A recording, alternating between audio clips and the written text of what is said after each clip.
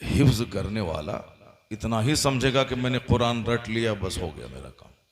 अब उनको नमाज के फ़राइज़ व वाजिबात भी मालूम नहीं, दीन क्या है ये उसको मालूम नहीं है। फ़र्क सिर्फ इतना है कि आप देख के कुरान पढ़ते हैं और हाफिज बिन देखे पढ़ता है। एक शख्स देख के कुरान पढ़ा, तबारकल्लज़ी बियदिहिल मुल्क व हुवा अला कुल्लि शैइन क़दीर अल्लज़ी खलक़ल मौत वल हयात लियब्लुवकुम अय्युकुम अहसनु अमला। तो उसने देख के पढ़ा। अब बेशुमार मुसलमान हैं जो रात को सूरह मुल्क पढ़ते हैं जी माशाअल्लाह, क्योंकि अज़ाब कब्र से नजात दिलाने वाली सूरत का नाम सूरह मुल्क है।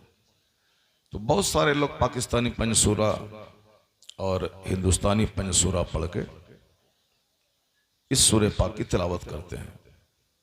और एक हाफिज है जो ज़बानदानी उसको पढ़ लिया, किताब नहीं देखा।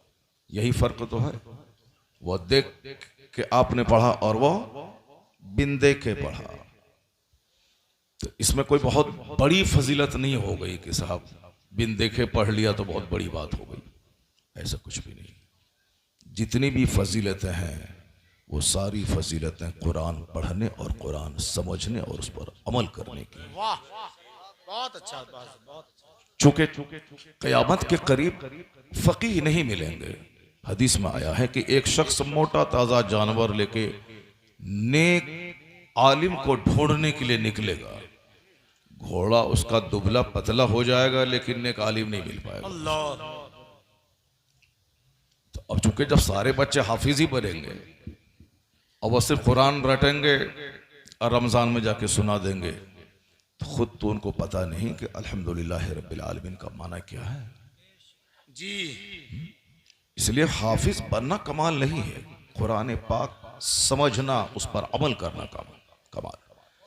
मन क़रअल कुरान व अमिल बिमा फी, जो हदीस में आया है, जिसने कुरान पढ़ा उस पर अमल किया। फ़अहल्ला हलालहु व हर्रमा हरामहु, जिसने कुरान के हलाल को हलाल समझा, कुरान ने जिसको हराम कहा है उसको हराम जाना, तब आया है आगे कि उसके माँ बाप को वो ताज पहनाया जाएगा जिसकी चमक के सामने दुनिया के सूरज की रोशनी फीकी पड़ जाएगी। जी जो कुरान पढ़ा उस पर अमल किया और कुरान को समझा कि कुरान क्या हलाल कहता है और किसको हराम कहता है। अभी जो टीम तैयार हो रही है मदरसों से, वो टीम बगैर समझे बूझे कुरान पढ़ने वालों की टीम तैयार हो रही है। यही वजह है कि अक्सर टीम आगे जाने के बाद जब उनको अपना मुस्तकबिल तारीख नजर आता है कि मैं क्या करूं, हाफिज हैं 100, मस्जिद है 50, अब 50 हाफिज से मस्जिद फुल हो गई तरावी पढ़ाने की, 50 अब तरावी नहीं पढ़ा रहे।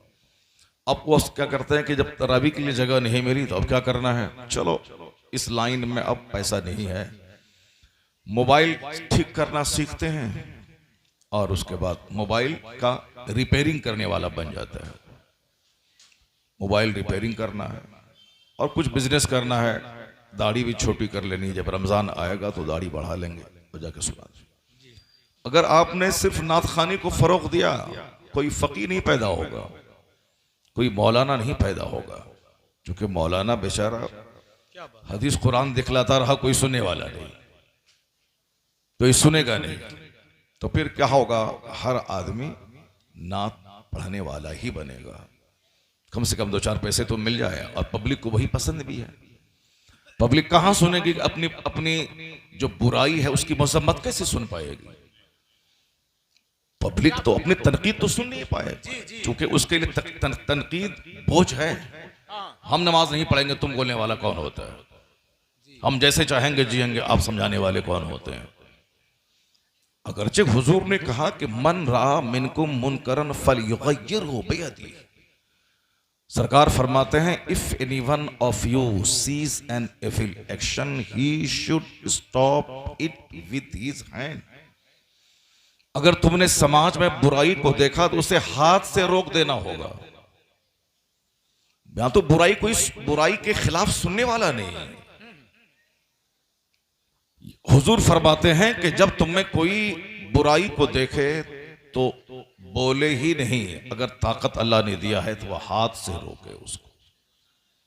गांव के जो प्रधान हैं वो अगर चाहते हैं कि अगर मैं ताकत का इस्तेमाल करूं तो समाज में शराब नोशी रुक जाएगी, तो उस पे लाजिम है कि वो ताकत का इस्तेमाल करें, जी बहुत अच्छा। हाथ से उस बुराई को रोकें।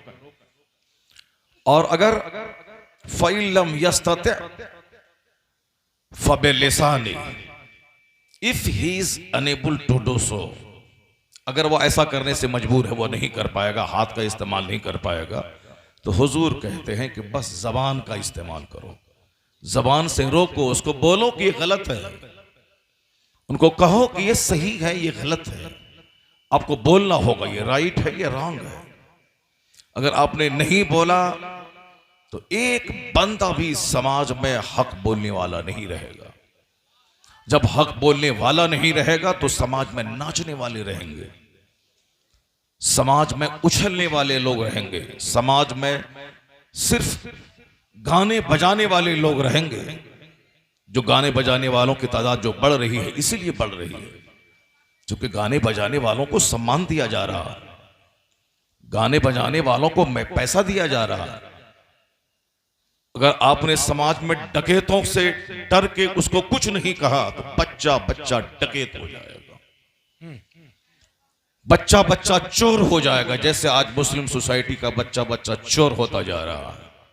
डीएम बन रहा है हरिजन का बच्चा, एसपी बन रहा है मुसहर का बच्चा, ब्लॉक डेवलपमेंट ऑफिसर बन रहा है संथाल का बच्चा। जिनके पास जीने का कोई सलीका नहीं था, आज उसके बच्चे रात के 5-5 घंटे चिराग और बल्ब के सामने रहकर किताब की स्टडी कर रहे हैं। और जिसने सारी दुनिया को बताया था कि knowledge is power, knowledge is light, जिस कौम ने दुनिया को कहा था अगर तुम कमजोर हो तो बलवान होने के लिए सिर्फ एक रास्ता है, दूसरा कोई रास्ता नहीं है। आज सारे मुसलमान अपने आप को कमजोर समझ रहे हैं कि जो चाहता है नोचता है। एक फतवा हम जब लिख दें उसका मजाक उड़ाया जा रहा है, हम अपने दर्द का इजहार करें उसका मजाक उड़ाया जा रहा है, हम अपने मजहब की तबलीग करते रहें तो साहब हमें जेल में डाला जा रहा है। हम अगर शान से जिए तो हमारी मईशत पे अटैक हो रहा है, हम अगर गरीब रहें तो मेरी गुर्बत का मजाक उड़ाया जा रहा है। तो मुसलमान डरा सा है, सहमा हुआ है, कमजोर है। अब इस कमजोरी को दूर करने के लिए क्या है, कोई उछल कूद कर रहा है, कोई बच्चा क्रिकेटर बन रहा है, कोई साहब किसी नेता का झोला ढो रहा है कि नेतागिरी करने ही में अमन है, ताकि अगर हम परेशान हो जाए तो ये नेता हमको जेल से छुड़वा देगा। कोई झोला ढो रहा है, कोई क्रिकेट लेके बैठा है, कोई फुटबॉल लेके बैठा है। कोई ये नहीं कहता कि इस संकट में, इस संकट से बचने के लिए हुजूर ने क्या नुस्खा अता फरमाया। इस रुए जमीन का सबसे बड़ा थिंकर, इस रुए जमीन का सबसे बड़ा रिफॉर्मर, इस रुए जमीन का सबसे बड़ा मुदब्बिर, इस रुए जमीन का सबसे बड़ा मुस्लिह और सबसे बड़ा मोहसिन, सबसे बड़ा मुअल्लिम अगर कोई जात है तो मुस्तफा जाने रहमत की जाते गिराब की। और इसी को सरकार आला हजरत ने भी अपनी जबान में कहा कि सारे ऊंचों में ऊंचा समझिए जिसे है उस ऊंचे से ऊंचा हमारा नबी। इसी को हिंदुस्तान का एक पढ़ा लिखा बरहमन बोलता है, the personality of Muhammad, it is most difficult to get into the whole truth of it. वो बरहमन कहता है मुस्तफा की शख्सियत इतनी अजीम शख्सियत है कि एक आदमी सारी जिंदगी उनको पढ़ता रहे फिर भी उनकी तह में उतर नहीं सकता है। जी बेशक, बेशक। इस कदर तहदार शख्सियत है मुस्तफा जाने रहमत की। और यही जुमला यूरोप का दानिश्वर कहता है कि he was the only man in history who was supremely successful on both levels, religious and secular. Europe का, अमेरिका का सबसे बड़ा पढ़ा लिखा आदमी कहता इस धरती का इकलौता इंसान मोहम्मद अरबी है जो मजहब और सियासत दोनों सतह पर सबसे ज्यादा कामयाब तरीन शख्स हुए। हिंदुस्तान के चूंकि कम पढ़े लिखे लोग हैं इसीलिए उनको उनकी जबान से नफरत टपकती है, वो चूंकि जाहिल हैं इसलिए उनकी जबान से जहालत टपकती है। वो इसी में खैर समझते हैं। जैसे मौलाना बनने में लगते हैं 20 साल और शायर बनने में कोई टाइम नहीं लगता, आवाज़ थोड़ी अच्छी हो, हिंदी में कोई नात लिख ले, रट ले और उसी को पढ़े, बस हो गया, पैसा भी मिलेगा, तारीफ भी मिलेगी। तो क्यों 20 साल आदमी दिमाग जलाएगा? और साहब एक हाफिज बनने में 5 साल लगेंगे, फिर कुरान को समझने में 10 साल लगेंगे, क्यों 15-20 साल टाइम लगाएगा? यहाँ तो 5 महीने में सारा काम बन रहा है। तो अब जाओ तुम कुरान समझो, तुमको 10,000 महीना मिलता है और हम तो 10,000 रुपये 1 मिनट में कमा लेते हैं। जब पैसा ही बोलता है, अब पैसे की वजह से ही आदमी को इज्जत मिलेगी, तो फिर आदमी कौन 10 साल कुरान रटेगा, कौन 10 साल कुरान समझेगा? और उसके बाद भी उसकी तनख्वाह कितनी होगी? 10,000 रुपये महीना। तो जब पैसे से आकलन लोग करते हैं तो कौन कुरान समझेगा?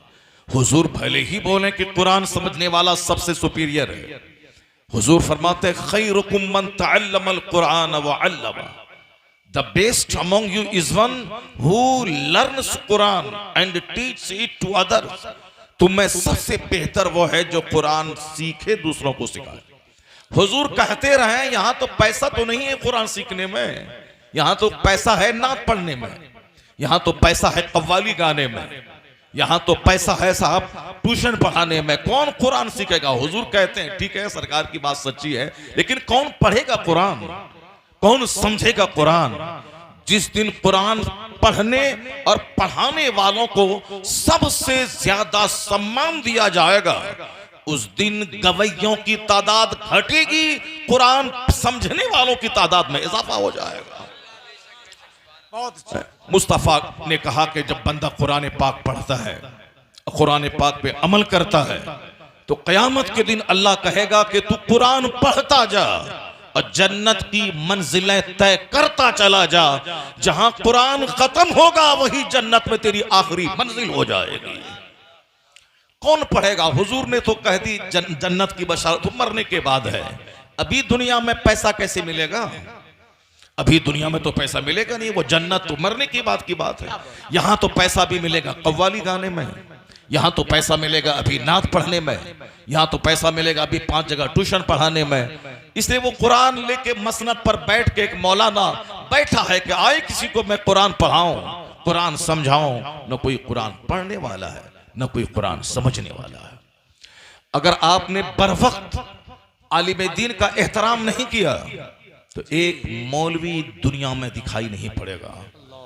और हुजूर की हदीस भी है कि एक आलिम नहीं मिलेगा तो फिर जाहिल को ही अपना इमाम बना लेगा, और वह जाहिल बगैर पढ़े हुए गलत मसला बताएगा, खुद गुमराह होगा, पूरी कौम गुमराही की दलदल में तर जाएगी। और उसका आगाज हो चुका है। आगाज इसी तरह हो चुका है कि मुझ जैसे पढ़े लिखे लोग भी उसी को प्रेफरेंस दे रहे हैं ताकि भीड़ जुड़ जाए। मौलाना कुरान सुनाएगा, भीड़ तो जुटेगी नहीं। भीड़ जुटाने के लिए चाहिए कोई गाने बजाने वाला। अब भीड़ जुट गई, मौलाना कुरान बोलेगा, कोई टका तो देगा नहीं। जब भीड़ नहीं जुटेगी तो फिर टका कहां से आएगा?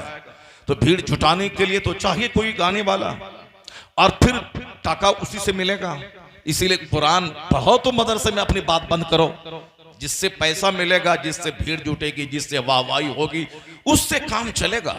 तो फिर वही होगा, खानकाहों में भी तबला बजेगा, जैसे कव्वाली बज रही है खानकाहों में। वहां कोई कुरान सुनाने वाला नहीं है, मुस्तफ़ा की हदीस कोई पढ़ने वाला नहीं है। गैर मुस्लिम कुरान पढ़ पढ़ के ईमान ला रहा है। यूरोप के साइंटिस्ट कोई दिन नहीं गुजरता जिस दिन कुरान पढ़ के समझ के ईमान नहीं लाता। और यहाँ हमारे मदरसे में कुरान पाक की तालीम का मजाक उड़ाया जा रहा है।